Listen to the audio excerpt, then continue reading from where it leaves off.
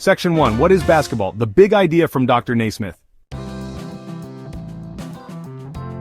Alright, let me break it down for you. Basketball is a big-time sport, one of the greatest games ever invented. It's a game of skill, a game of power, and a game that brings people together. You got two teams, and each team wants to score more points than the other one. How do you score? You gotta put that round orange ball through a hoop, a net that's hanging 10 feet high.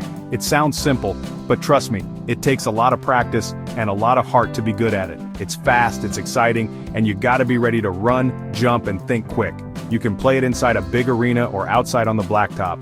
This whole amazing game started a long time ago. We have to go all the way back to December of 1891. A smart man named Dr. James Naismith needed a new sport.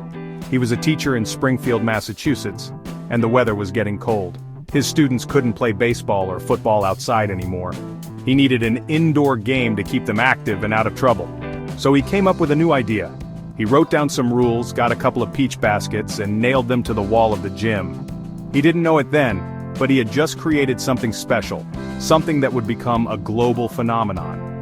Dr. Naismith's idea was pure genius. He wanted a game that was less rough than football but still needed a lot of skill. He used a soccer ball at first. The first game was played with 9 players on each side. Imagine that, 9 guys running around trying to throw a ball into a peach basket. They even had to get a ladder to take the ball out every time someone scored a point. From those humble beginnings, with just a ball and 2 baskets, the sport of basketball was born. It quickly grew from that small gym in Massachusetts to become a game loved by millions and millions of people all over the world. The game spread like wildfire. First it was played in colleges across America, then it went professional. People loved watching the players run, pass, and shoot. The game evolved, the rules changed a little bit, but the main idea stayed the same. It was all about putting that ball in the hoop. It's a simple concept that created a beautiful, complex game. From a way to pass the wintertime, it became a passion for so many people. It's a true American story, starting with a simple idea and growing into something bigger than anyone could have ever dreamed. It's a game of giants, but it was started by one smart man with a great plan.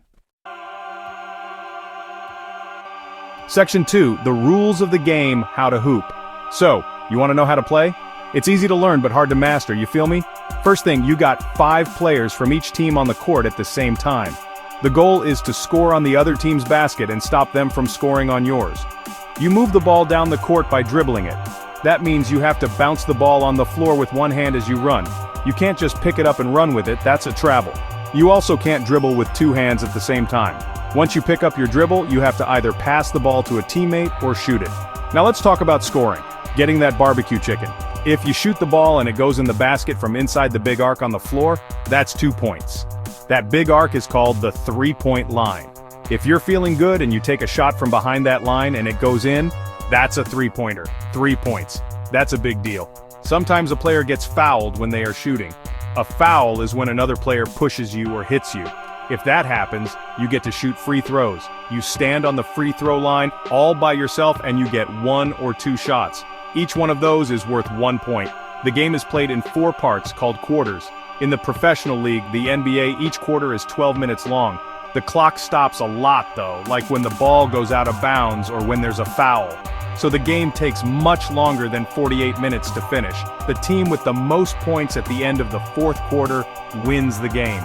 If the score is tied, you play an extra period called overtime. You keep playing 5-minute overtimes until one team is ahead when the time runs out. It's all about outscoring your opponent. You also have to play defense.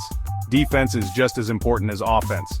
When the other team has the ball, your job is to stop them from scoring. You have to move your feet, stay in front of your man, and try to block their shots or steal the ball, but you have to do it without fouling. You can't be too aggressive and push or grab the other player. Playing good defense is tough work. It takes a lot of effort and communication with your teammates.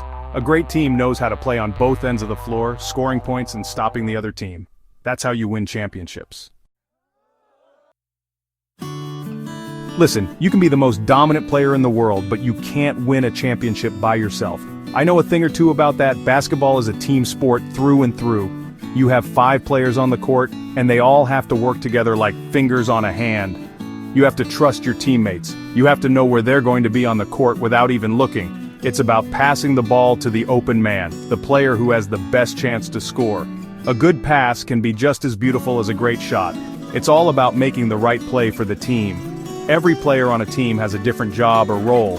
You have guards, who are usually the best ball handlers and shooters. They bring the ball up the court and run the offense. Then you have forwards, who are big and strong. They can score from inside, close to the basket, or from the outside. And then you have the center, the big man in the middle, like me. The center's job is to get rebounds, block shots, and score down low. A good team has players who know their roles and do them well. When everyone does their job, the team works like a well-oiled machine. It's a beautiful thing to watch. Communication is everything on the court. You have to be talking all the time. On defense, you have to call out screens and tell your teammates where the other team's players are moving. On offense, you have to let your teammates know if you're open for a shot.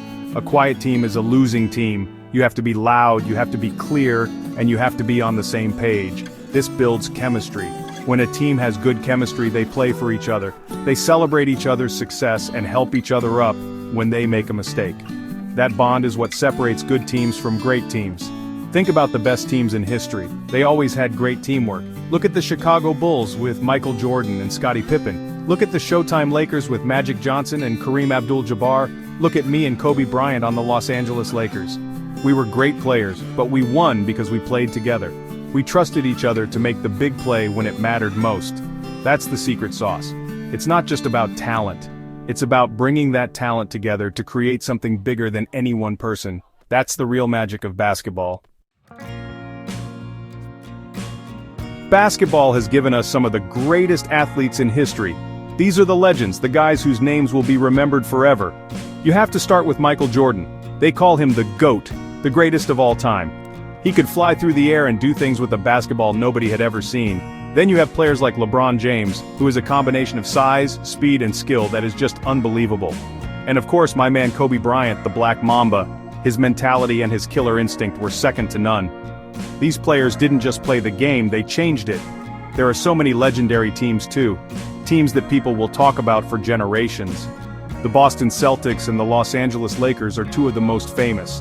They have a long history and have won many championships. Their rivalry defined entire decades of the NBA. In the 1990s, everyone watched the Chicago Bulls. They were more than a basketball team. They were a cultural phenomenon all over the world.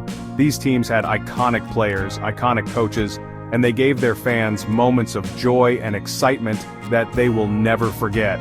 Being a fan of a team is like being part of a big family. So why do Americans love this game so much? I think it's because basketball is a game of action and excitement.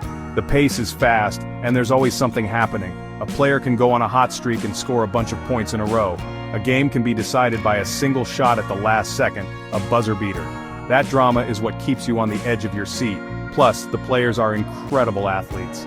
The dunks, the long three-pointers, the amazing passes, it's like watching superheroes perform. It's pure entertainment. In the end, basketball is more than just a game. It's a part of American culture. You see basketball courts in parks in every city. Kids grow up shooting hoops in their driveways, dreaming of one day playing in the NBA. The game teaches you about hard work, discipline, and teamwork. It brings people from all different backgrounds together, as players and as fans. It's a simple game, really, just a ball and a hoop. But it creates so much passion, so much drama, and so much joy. That's why we love it. And that's a fact. Guaranteed.